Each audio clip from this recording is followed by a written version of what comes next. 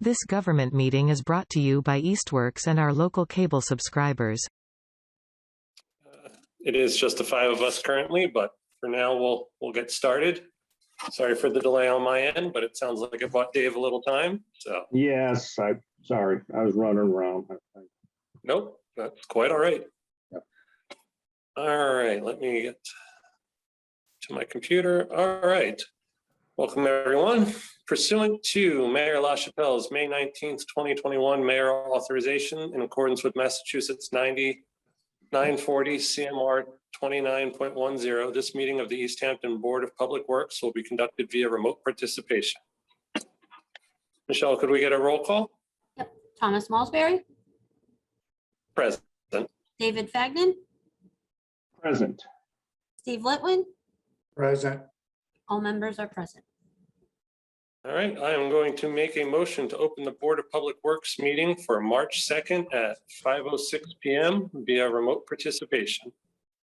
And I will second that. Thomas Malsbury. Sure. Yes.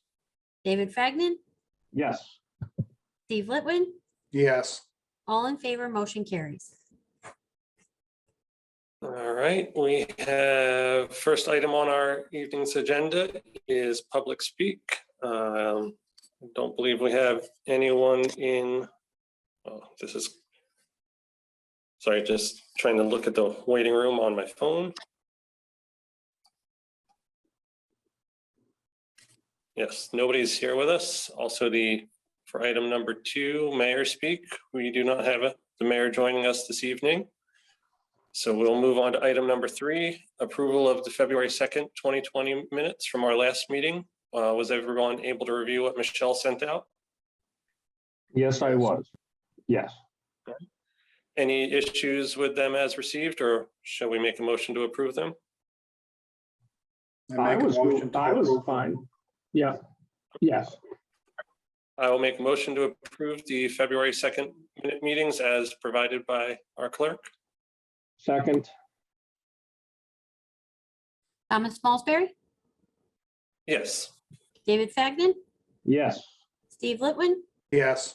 All in favor, motion carries.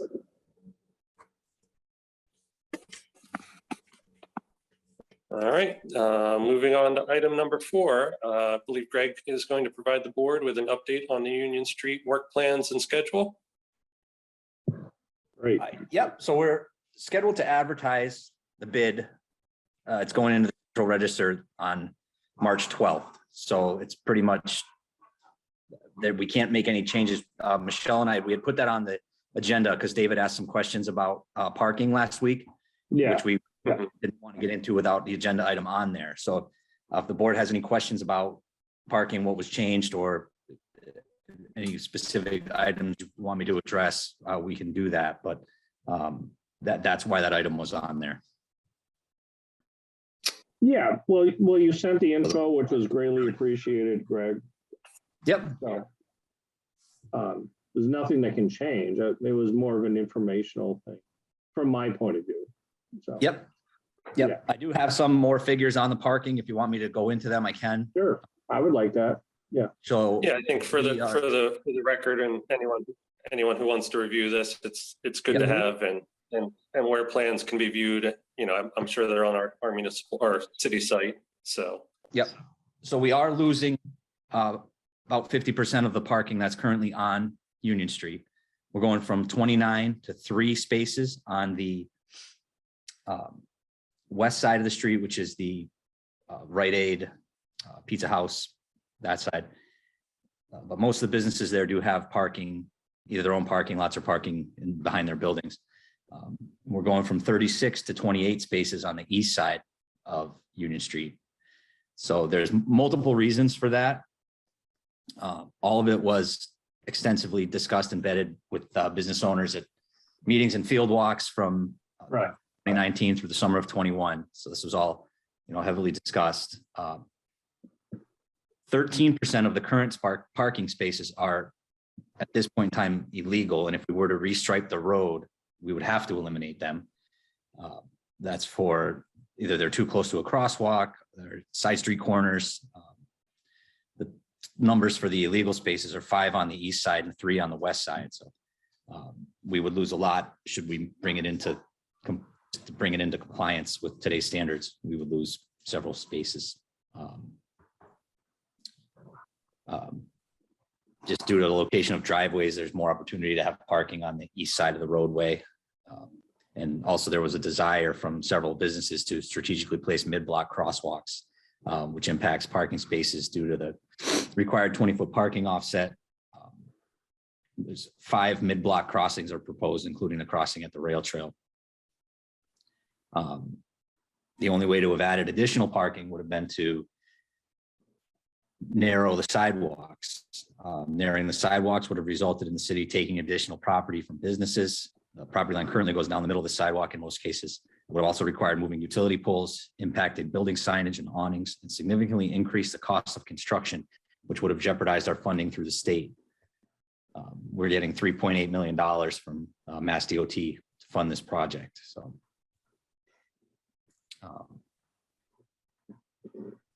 and you know, the other thing, like as I said before, we cannot make any changes now or we jeopardize losing that funding. So that's kind of the long and short of what's going on with the park, with Union Street parking with the reconstruction.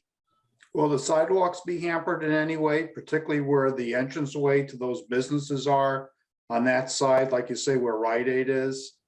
No, if anything, Steve, they're going to be wider. I mean, there's certainly going to be some sidewalk access issues during construction, but when we're done, we're going to have wider sidewalks, bike lanes, ADA accessibility, ADA ramps at all the crossings and crosswalks. It's going to be a really nice final product. Greg, from my memory of some of the earlier designs, is the reconstruction still basically building to building, the full width, like all new sidewalks from building face to building face? Yes. So there's water. We're replacing just to bring Steve up to speed, that it's full depth reconstruction of the road and sidewalks and curbing and everything. So yep. So we've got a water main replacement in there. Yep. Lining of the sanitary sewer, all the drainage will be replaced. It's gonna be great. I'm really looking forward to it. We'll have new gate valves at all the side streets. We've had some issues on Union Street. I think a couple of years ago, the service broke going into Snap Fitness, and geez, I was out in front of Old Town Hall on Main Street trying to isolate that section of Union Street so we could get it shut down to fix it. So this whole project is just, we benefit from it in so many different ways. It's gonna be nice to see it completed. It will be a challenging 2 years though, with the traffic and managing everybody getting through town and keeping as much access as we can to the businesses while construction's going on. But it's going to be great when it's done. So we won't be diverting any of the pedestrians into the road during construction at all, again, with the sidewalks are? Oh, there'll be various traffic and pedestrian management patterns in place while the work's going on. I can't really speak to those till we have a contractor that's accepted the bid, and we really worked with them on their means and methods for getting the work to progress. So there'll certainly be I'm sure there'll be sidewalk closures. There'll be times when the road's closed. It's going to, we'll have traffic management plans, detours in place. It'll be, we'll do the best we can to keep everybody with the access they need to Union Street. That's for sure. So there certainly will be challenges. I can't prevent that, but. I was just thinking of what occurred recently at UMass, where a student lost her life because of construction, and I think she was forced to walk in the roadway. So, oh, really? Yeah. So. Yeah, we'll do what we can to prevent that. That's for sure. Thank you. We don't want people walking in the road. And we'll have police details out there throughout construction to help with that kind of stuff. So the bids go out around March 12th. Yep. Do you have an approximate? Do you know when this might start? If somebody asked me, I know it doesn't matter. By the time we get bids back and everything, contracts, everything signed, I think a start prior to June, mid-May, first part of June would probably be realistic. Really? Sooner, but we are anticipating a start this construction season. That's this season. Yeah. Okay. Yeah. Is there a benchmark that we want the contractors to hit by the end of this construction year, or is it just going to be phased as to what their construction plans work out? Yeah, nothing set in stone. I would very much like to see the water main and sewer main work, the underground work completed Mhm. this construction season.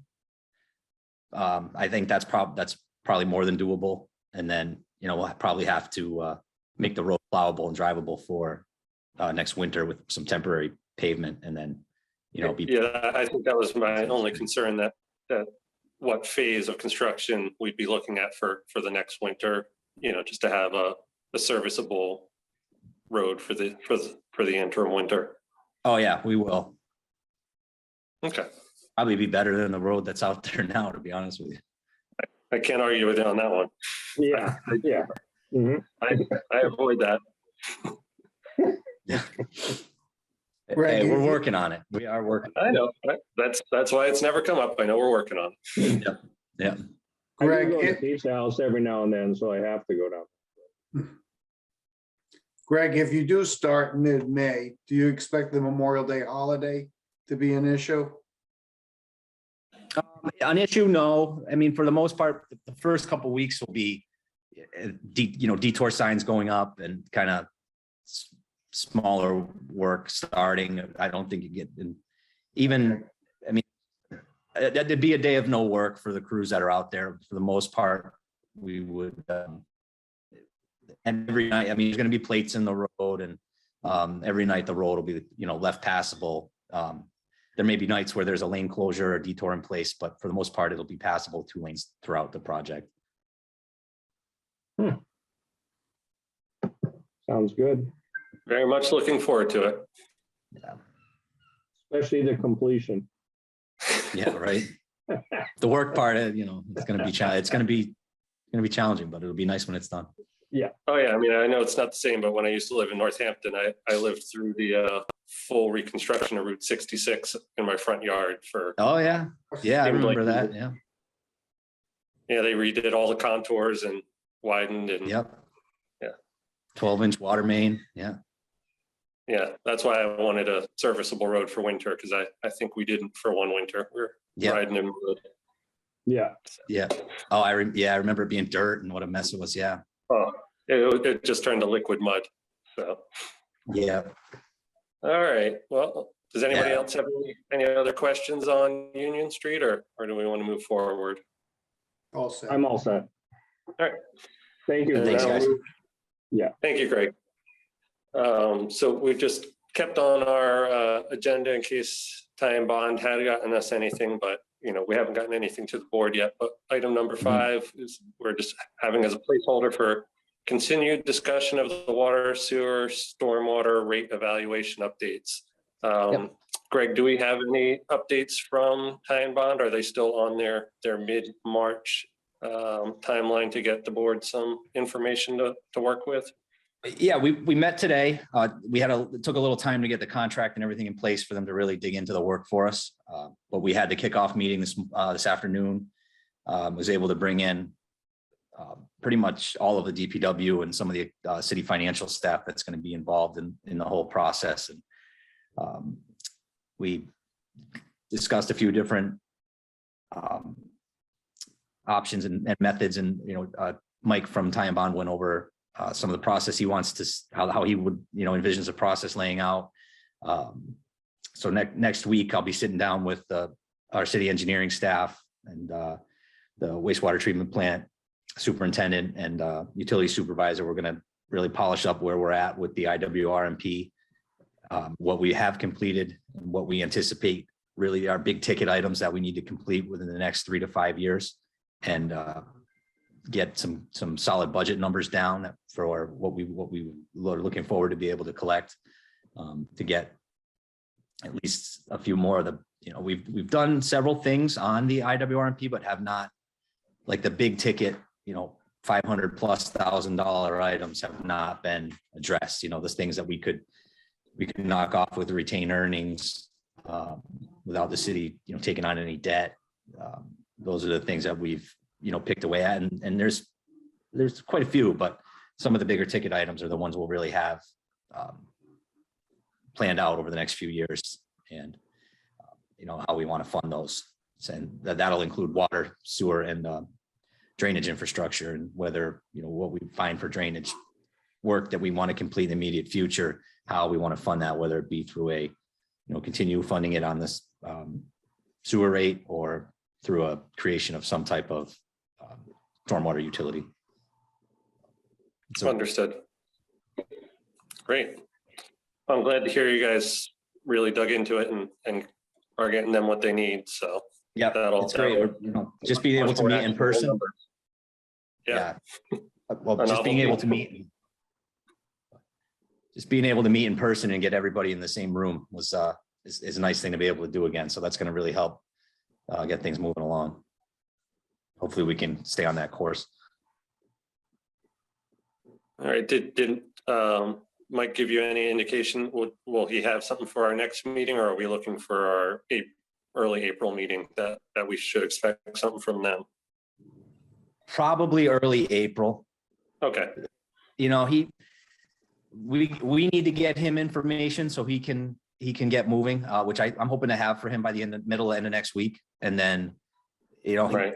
stuff is already there from when we dug into this back in 2019, 2020. So Right. it's not a huge lift for him, but I think it'd be it's 2 years of updating. So yeah, and some strange trends where we saw and how we're going to work through those, where we usage go up after years of it down. Yeah. So it's is that an anomaly or is that the new trend? So. Yeah. But we're also, they're gonna look into ways of funding this possible storm water. Yeah. There's, we talked today about some of the models other cities and towns are using. Okay. And one of the things I'd like to explore, and it's all very early in the process, we need to look at, what the best and most fairest way, like Mike was saying in the meeting today, the best rate structure for any city and town is the rate structure that's that city and town's rate structure. They're all different. You can't, we can't just go and get Northampton's model and bring it right to Easthampton, because that might not be the best for Easthampton's needs. We talked a little bit about Chicopee has a model where they put a flat rate on each tax parcel, and it's one. I haven't looked at this and read into it myself, but someone brought it up that they live there and pay about $20 a quarter on their water bill for stormwater funding. So the systems like that, Westfield, I believe, has something similar to that. So I want to look into some of those options and see if there's a way, something like that might be an easier, a better fit for Easthampton than, an equivalent residential unit and, some of the ways that it was looked at in the past. I'm not saying that isn't the best way, that an equivalent residential unit and setting up the utility that way based on impervious surface and things like that is I'm not saying that's not the best way to do it or the best fit for Easthampton. I just want to make sure we look at other options that are out there and how some other cities and towns are doing things. Okay. Yep. Yeah, as long as that's in their scope, that we had reviewed and approved. So. Are the storm and water rates still combined together? Are they still combined together, or are they separated? There is a separate rate for sewer and a separate rate for water. However, you use 100 cubic feet. The rate it's still it's not the same, but you pay 100%. There's no break on the sewer. Pay 100% of what goes through the meter based on your usage. Yeah, because when we moved from Chicopee to Easthampton in '92, I think Chicopee was broken up, and when we moved to Easthampton, we had the in-ground sprinklers put in, and when we had our first water bill, it was like sticker shock, and that's kind of when our neighbor told us, welcome to Easthampton. They combined the two together, unlike Chicopee. So I'm just wondering if just to give that some thought. Like Greg was saying, what Greg was saying is they are two separate rates, but the sewer usage is modeled on the water meter usage 1-to-1. Yeah. some municipalities do 80% of your water usage is sewer. Some have a flat fee, and that's what Dave and I were getting at, that we want to look into some other models of equitable use. So, and also, in the past, we've had diminishing water usage and increasing capital costs, and that's why the rates were out of sync, because you have a ever increasing capital costs and a diminishing, capacity to charge. So, we are looking at maybe breaking out some of that capital cost into a flat fee that some other cities do, and then a smaller usage fee on top of that. So there's many different models, and that's what we're hoping to work through with Ty and Bond on finding a good fit for the city. Yep.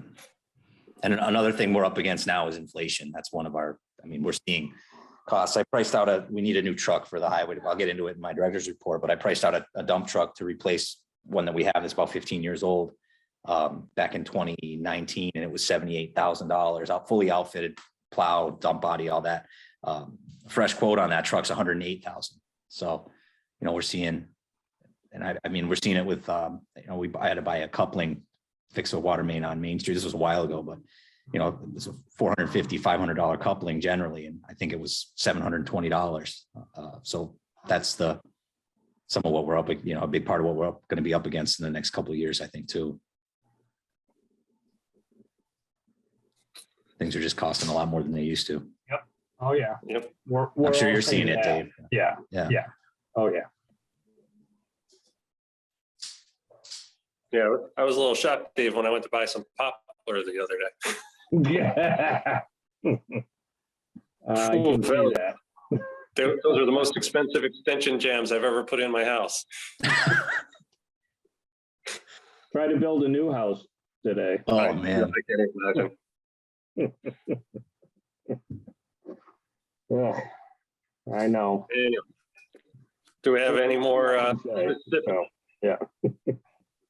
No, sorry, Dave.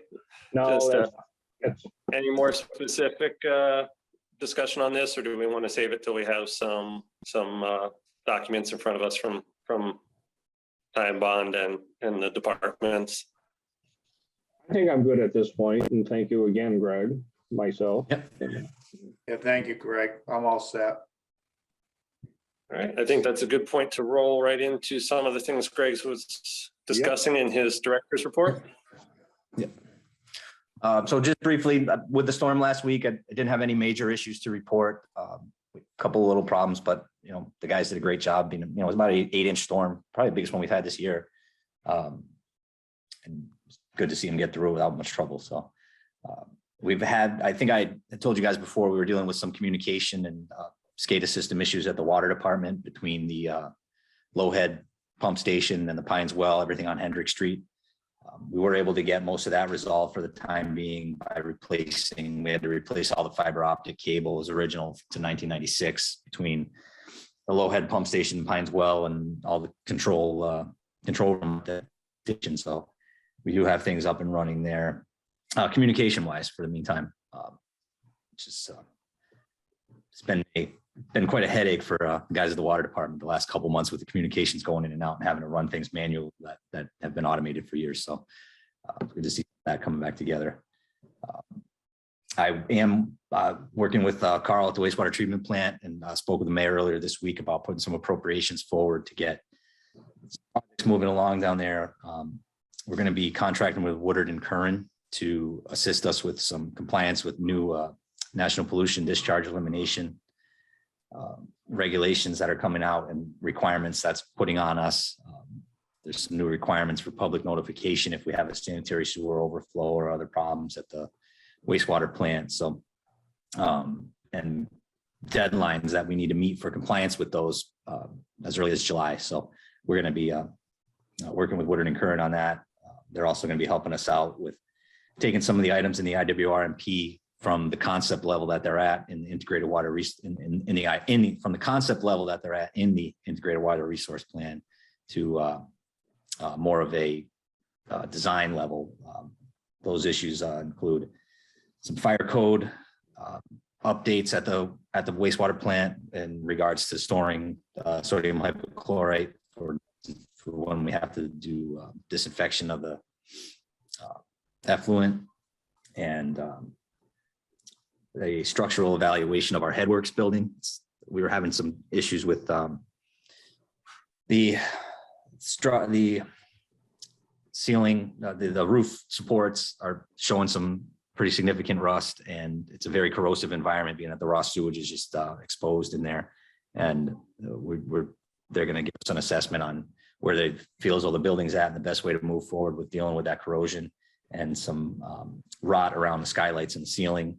Building's just really showing its age. They're also going to help us with some issues we're having at the Lovefield Street pump station. An air release valve and an elbow. I won't get too into it technically there, but when we're unable to bypass that station to make that repair on our own. So they're going to help us with designing a bypass and getting that repair completed and getting construction drawings and bid documents prepared to get that work out. So that'll be a project we're hoping to get funded, possibly early in FY23. I don't think we'll have it ready for July 1st to do it in this fiscal year. On a totally separate subject, Sarah Greenleaf, the city tree warden, was contacted by a woman named Lily Lombard, who was the previous chair of Northampton's tree committee, and she's reached out to us to looking to assist in doing a sample tree inventory. She's required to do as part of a graduate program that she's in, and she's asked to do that in Easthampton and take a sample of our urban canopy. And she's working on organizing a group of volunteers. I believe she's got it up to about 35, 36 people at this point that are going to work with Sarah and I on April 2nd to inventory hopefully between 150 and 200 trees in our city canopy. We've never inventoried the entire city tree canopy, but parts of it have been done. We did, the new city was just done as part of the planning study we're working on right now. And but we're going to work on some other areas of town. Lily's working on putting some maps together. We're not just going to focus on one spot or just new trees, but we want to try to do the 150 or 200 and get kind of a snapshot of where our canopy's at, and how we can manage it, how we can better manage it going forward.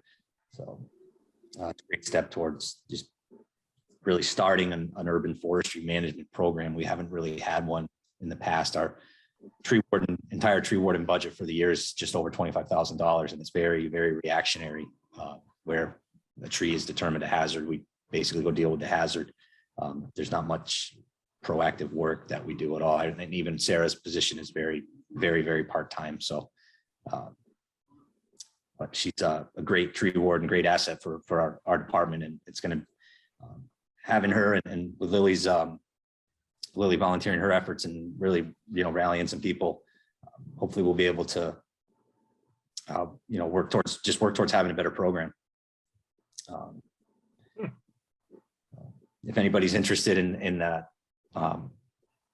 getting involved in the tree inventory there on April 2nd, I can get you some more information as soon as we have it. It'll be a couple weeks, but times and places to meet if anybody wants to join in. So that's the tree part. We have the street signs were all installed on Main Street. I'm sure you guys noticed that. They look great. Yeah, I like the way they came out. The 2 poles on each of them makes me it's going to be a little expensive when they get hit, but they do look. I was thinking that. Yeah. Like, oh, now it's going to cost twice as much if one gets taken out, but they look good. I like how they have the city seal on them. They're big and readable, and nice part of that project. It's nice to just see little pieces of that keep happening. Warner Brothers has told us we're kind of one of their first priorities in the spring. So as soon as the weather really turns here, they'll be back out and working on South Street and getting all the striping down. I think getting the striping down is going to really make a difference at those crossings also. So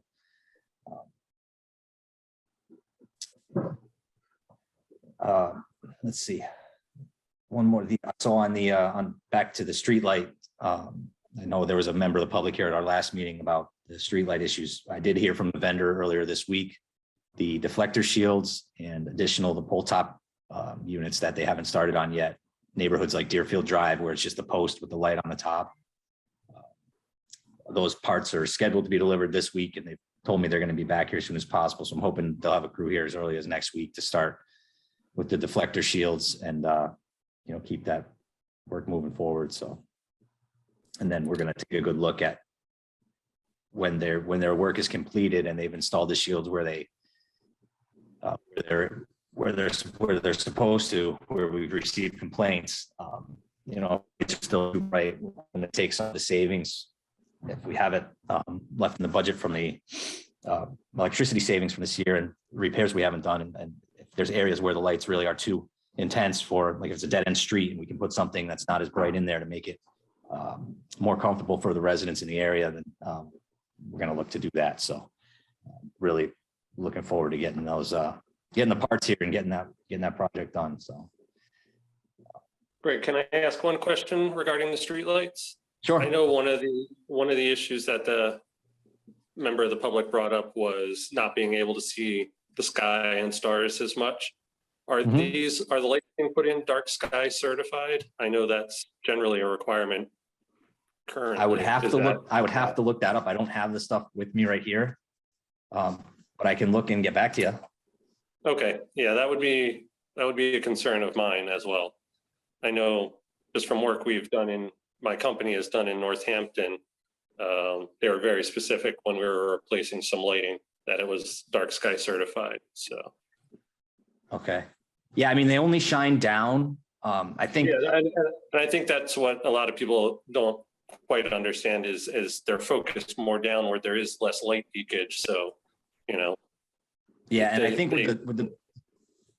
I just want to check that box or have an answer as to why they are. Yeah, I'm sure they are. It was all met Eversource's requirements.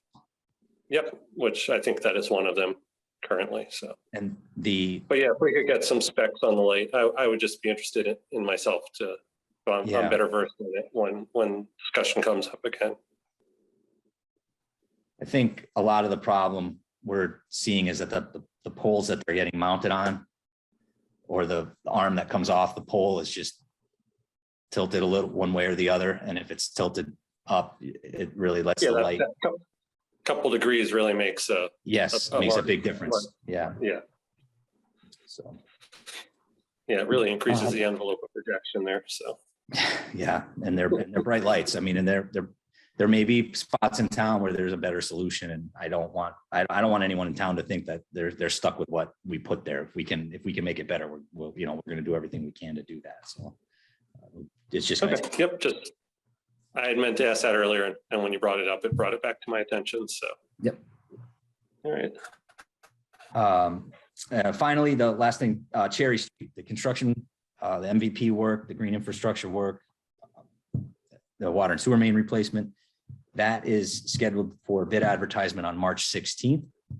We have a mandatory pre-bid meeting scheduled for any contractor that wishes to submit a bid on March 22nd, and the plan is scheduled to open bids on April 6th. So we'll have that work moving forward as soon as spring arrives. We're best case scenario, we're hoping for work on that to begin in early May. And that work needs to start before June 1st to meet some grant program requirements. So just wanted to get you updated with some dates on that project. So it's moving right along. Yeah, I don't know. I think the announcement of our winning of the grant funding was actually after our last meeting. So, I mean, I know you sent it out to the board that we did. But if you want to just put that on public record, I think that is a very good win for the department and the city. So. Yes. Yeah, we were awarded that $800,000 CDBG grant to couple with the MVP grant we received last year. And the CDBG portion will pay for replacement of the water and sewer mains on Cherry Street.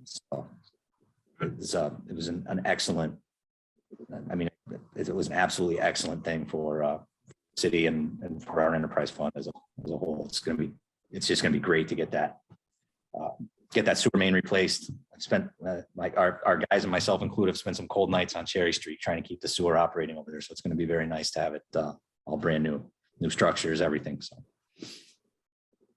Wonderful.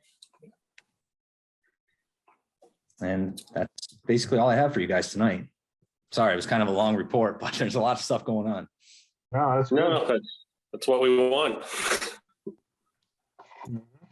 I'm really excited to hear all the work that's going to be happening in the city in the next months to years.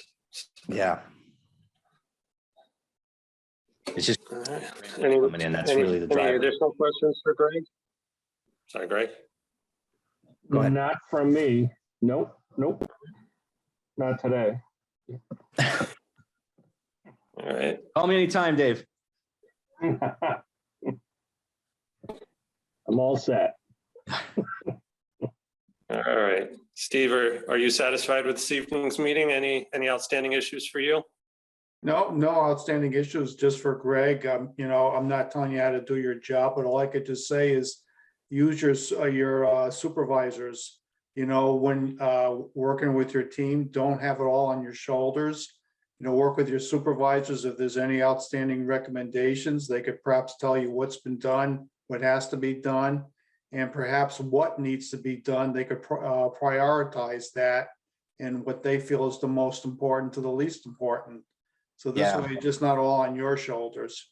Yeah, I do that a lot. Having run the water department myself, we look at things in the IWRMP and go, I don't think we need to spend that much money on that right away. We need to do this first. And it's invaluable to lean on the guys that are actually there every day dealing with it and making it work, to really listen to what they have to say more. And you got to put a lot of weight to that because they got to eat, sleep, and breathe it every day. Thank you. Yep. Sound Excellent. advice.